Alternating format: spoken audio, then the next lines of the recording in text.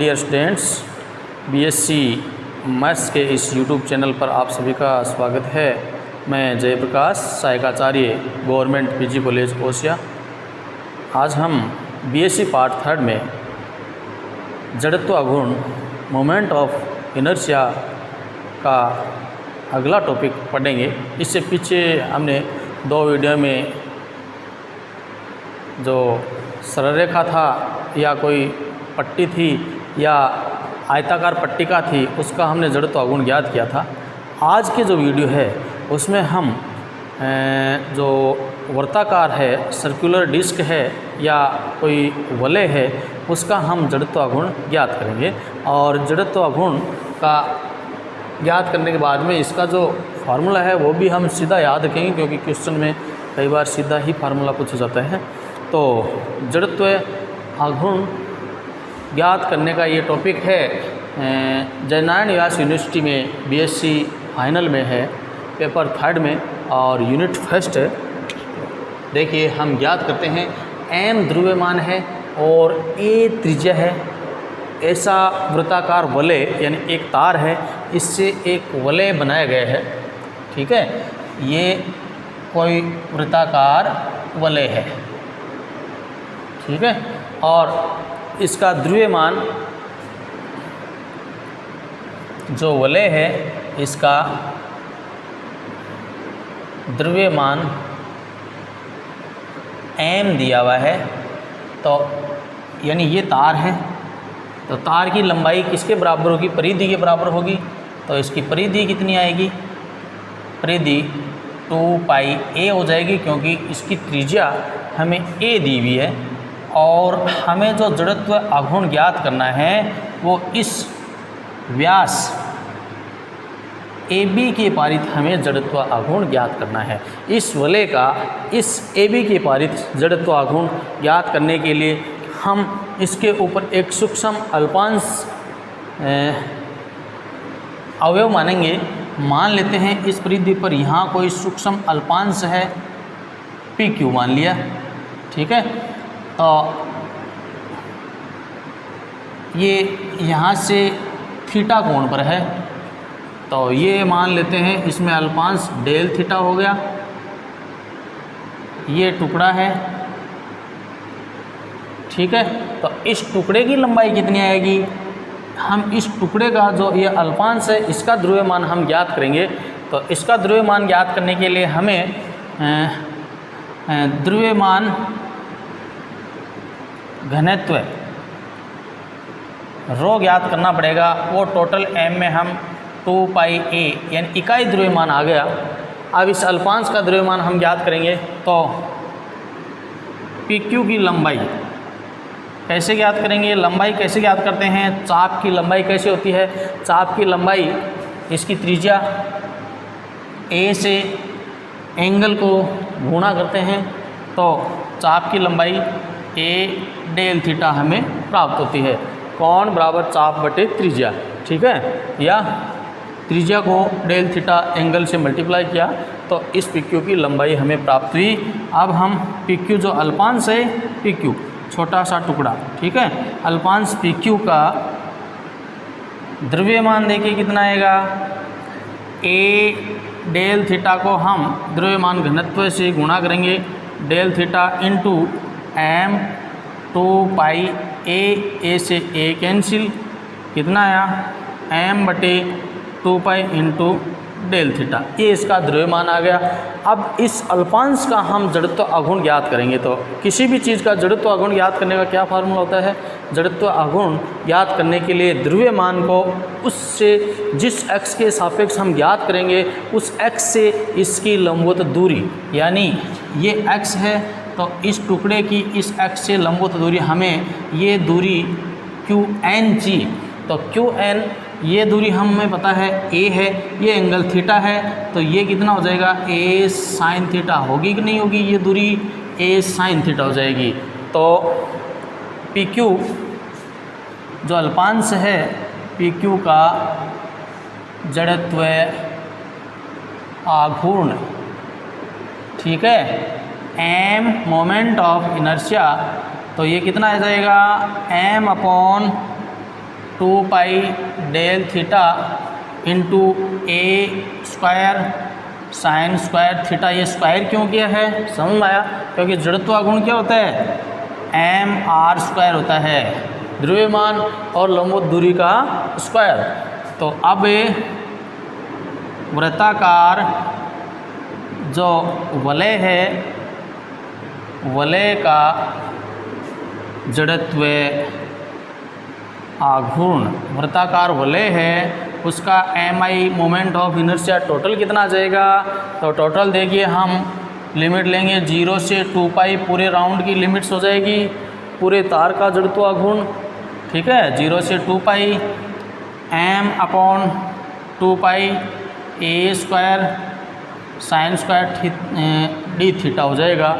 तो ये इसका संपूर्ण, यहाँ हमने अल्पांश का लिया, टोटल लिमिट लगा दी क्योंकि अल्पांश चारों ओर घूमेगा, तो टोटल लिमिट 0 से 2 पाई, ये इसका पूरा हो गया। जड़त्व गुण M A square upon 2 pi constant है, और इस साइन स्क्वायर को हम लिख देते हैं 1 minus cos 2 theta upon 2, limit 0 से 2 पाई डी थीटा, और इसका इंटीग्रेशन हम करते हैं तो M A square upon 2 pi, तो ये 4 पाई आ जाएगा, 2 और बाहर आ गया 4 पाई, और ये आ गया theta minus sine 2 theta upon 2, limit 0 से 2 पाई। यहाँ पर हम लिमिट रखेंगे 0 रखेंगे तो 4 पाई, 0 का मान 0, 4 पाई का मान भी 0, तो इसका मान तो 0 हो गया। इसकी लिमिट्स हमें रखनी है तो 2 पाई और रख देते हैं, M A square upon 4 pi into 2 pi, तो कितना हो जाएगा? इसको सरल करेंगे तो पाई से पाई कैंसिल, यह आ जाएगा एम ए स्क्वायर 1/2। ये जो जड़त्व आघूर्ण हमें प्राप्त हुआ है M A square upon 2, M A square upon 2 सीधा भी अपने को याद रखना है। एम ए स्क्वायर अपॉन 2 किसका जड़त्व आघूर्ण आया है? वृत्ताकार वलय का जड़त्व आघूर्ण आया है, ठीक है ना। इसी प्रकार एक इसी में ही एक क्वेश्चन और बनता है, क्योंकि इसमें जो क्वेश्चन आते हैं या तो वलय का भी पूछ जाता है, और कई बार वलय के बजाय इस वृत्ताकार चक्ति का भी जड़त्व आघूर्ण पूछा जाए। तो वृत्ताकार तार के बजाय वृत्ताकार अगर यहाँ पर चक्ति हो तो उसका जड़त्व आघूर्ण कैसे ज्ञात करेंगे? तो ये वृत्ताकार चक्ति का व्यास के पारित जड़त्व आघूर्ण, इसका द्रव्यमान m है। अब देखिए अगर चक्ति है तो सॉलिड है, परिधि पर भी है और अंदर भी ये पूरी वृत्ताकार। तो अब देखिए इसका जड़त्व आघूर्ण कैसे आएगा?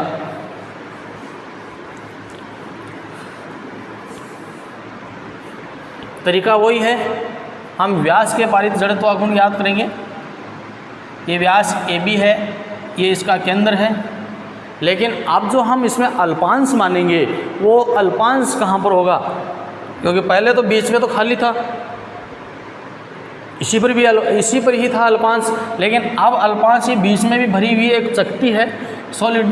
तो हम मान लेते हैं ये जो अल्पांश है ये इसका अल्पांश है, यहाँ पर हमने एक इसका टुकड़ा मान लिया। तो इसकी टोटल त्रिज्या तो a दी हुई है, लेकिन यहाँ तक a थोड़ी है, तो यहाँ तक हम इसकी दूरी मान लेते हैं r। ये इसका एंगल मान लिया थीटा, और ये दूरी है r, ये एंगल डेल थीटा। तो ये लंबाई देखिए कितनी आएगी। अब इसकी,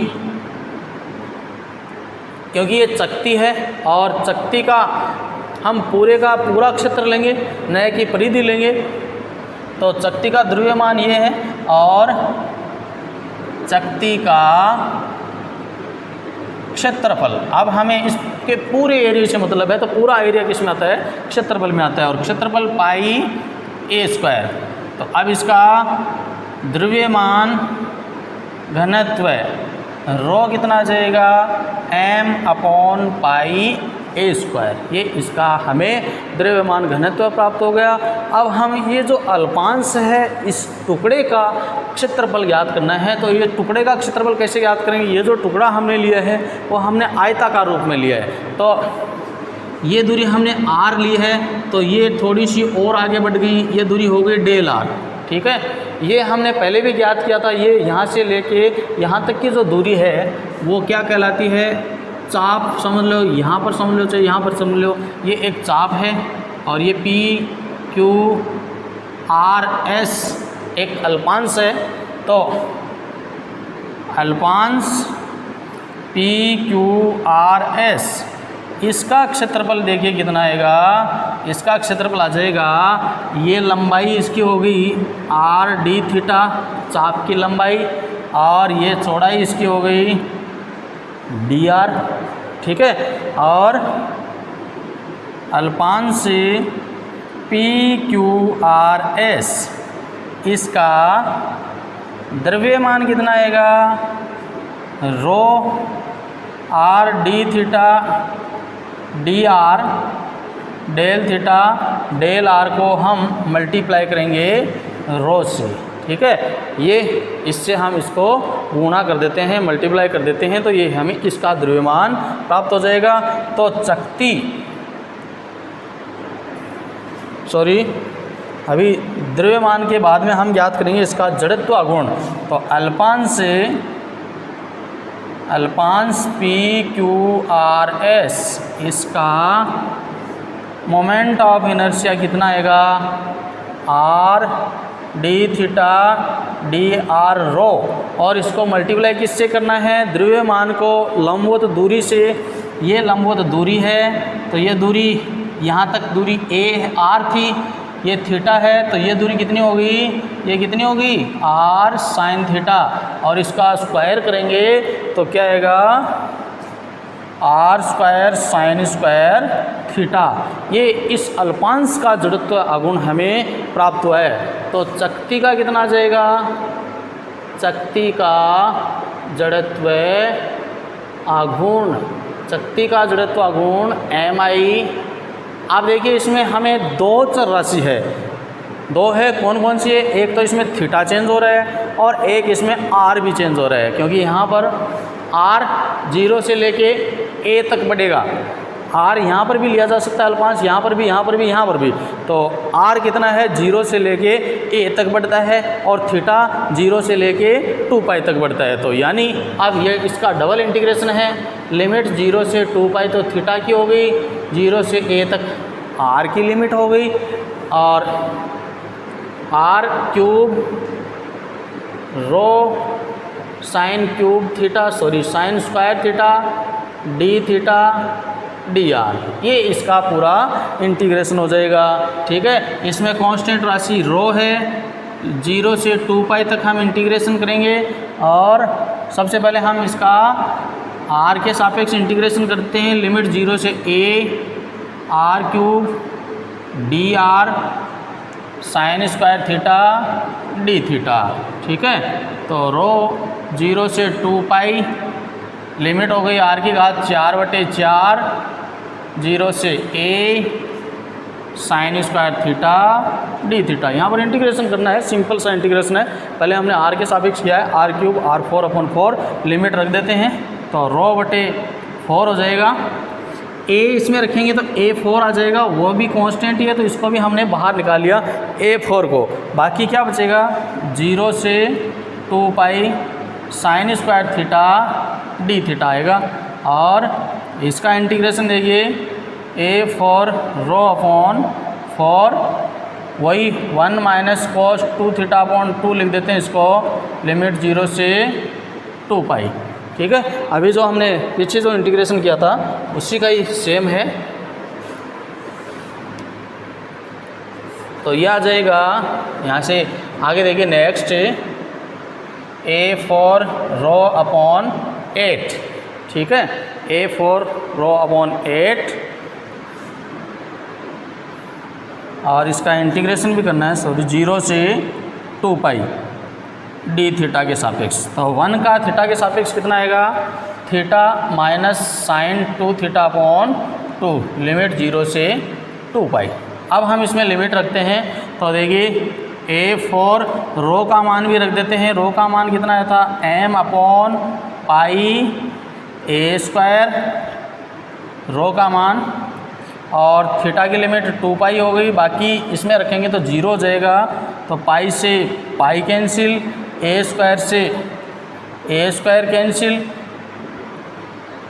तो m ए स्क्वायर अपॉन 4, ये इसका जड़त्व गुण हमें प्राप्त होगा। ठीक है, तो वर्ताकार वलय का m ए स्क्वायर अपॉन 2 होता है, चकती का m ए स्क्वायर अपॉन 4 होता है, बीच में से सॉलिड है, तो इस व्यास के पारित इसका जड़त्व अगुण। तो ये भी एक इसका इम्पोर्टेंट स्पेशल केस है, वर्ताकार चकती का व्यास के सापेक्ष जड़त्व अगुण। 2017 में आया हुआ भी है क्वेश्चन, जोधपुर यूनिवर्सिटी में 5 नंबर का 2017 में एक क्वेश्चन आया हुआ है, तो देखना है अच्छे से। इस प्रकार के 1-2 केस और भी है जिनका जड़त्व अगुण ज्ञात करना, तो सिंपल सा ही है। जड़त्व अगुण ज्ञात करने के लिए कोई अल्पांश लो, उसका द्रव्यमान लो, और उसकी जिस भी व्यास से, जिस भी अक्ष से ज्ञात करनी है, उस अक्ष से लंबवत दूरी का स्क्वायर से मल्टीप्लाई करके और पूरा इसका इंटीग्रेशन करना है। तो इस तरीके से हम किसी भी राशि का जड़त्व अगुण, किसी भी आकृति का जड़त्व अगुण हम ज्ञात कर सकते हैं।